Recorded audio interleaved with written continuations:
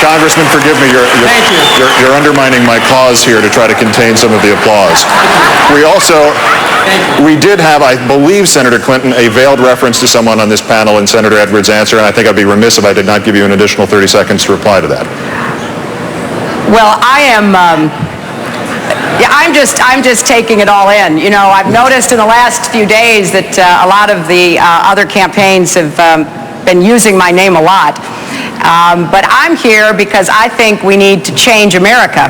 And it's not to get in fights with Democrats. I want the Democrats to win. And I want a united Democratic Party that will stand against the Republicans. And I will say that for 15 years, I have stood up against the right-wing machine, and I've come out stronger. So if you want a winner who knows how to take them on, I'm your girl.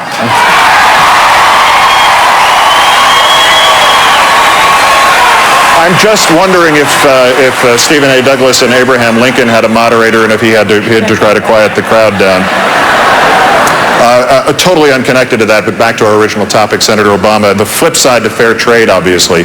If buying American costs more, and in many cases it does, how do you convince a working family that's struggling to get by on a tight budget and in part makes ends meet using $10 T-shirts for their kids, that buying American is still best for them no matter what the price is? Look, people don't want a cheaper T-shirt if they're losing a job in the process. They would rather have the job and pay a little bit more for a T-shirt, and I think that's something that all Americans could agree to. But this raises a larger point, which is globalization is here, and we should be trading around the world. We don't want to just be standing still while the rest of the world is out there taking the steps that it needs to in order to expand trade. The question is, on whose behalf is the president negotiating? Is he or she negotiating on behalf of the people in this stadium, or are you only negotiating on behalf of corporate profits? And that is an important issue, and it's an important distinction that we've got to make. One other thing that has to be mentioned, Congress has a responsibility, because we've got, right now, provisions in our tax code that reward companies that are moving jobs overseas instead of companies that are investing right here in the United States of America. And that is a reflection of the degree to which special interests have been shaping our trade policy. That's something that I'll end. Senator Obama, thank you. But we're going to try to do this, if we would all stay to 30 seconds here, to close out this segment on the subject of trade. And I'm also not going to go along with my friends at NBC Sports who asked me to mention that the Beijing Olympics starts 1 year from today. But 28% of those surveyed, and we'll just go in order from Governor Richardson on down, 28% of those surveyed in the latest NBC Wall Street Journal poll perceive China as an ally. More than half this nation views China as an adversary. Which do you think it is, ally or adversary, sir? China is a strategic competitor, and we've got to be tougher on China when it comes to human rights and trade. We've got to say to China, you've got to start fooling around with currency. You've got to find ways, too, to be more sensitive to your workers. You've got to do more, China, in the area of human rights around the world, like put pressure on the Sudan to stop the genocide in Darfur. But we have to have a relationship with China that is realistic. We have to have a relationship that involves both strategic competition and common interests. Here's what I would do. Governor, I'm going to have to cut you off, or we're not going to be able to get through everyone on the line here. Senator Obama, is China an ally or adversary?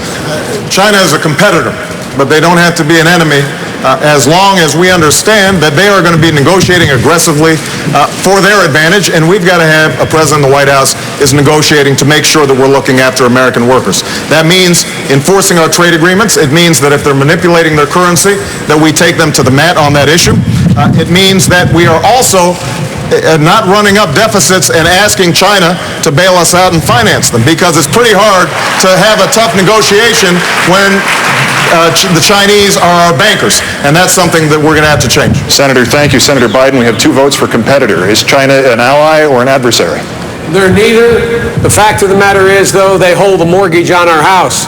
This administration, in order to fund a war that shouldn't be being fought and tax cuts that weren't needed for the wealthy, we're now in debt almost $1 trillion to China. We better end that war, cut those taxes, reduce the deficit, and make sure that they no longer own the mortgage on our home. Senator Biden, thank you. Senator Clinton, China, an ally or an adversary? I want to say amen to Joe Biden because he's 100% right. 6.5 years ago, we had a balanced budget and a surplus. Now we are in deep debt with a rising deficit.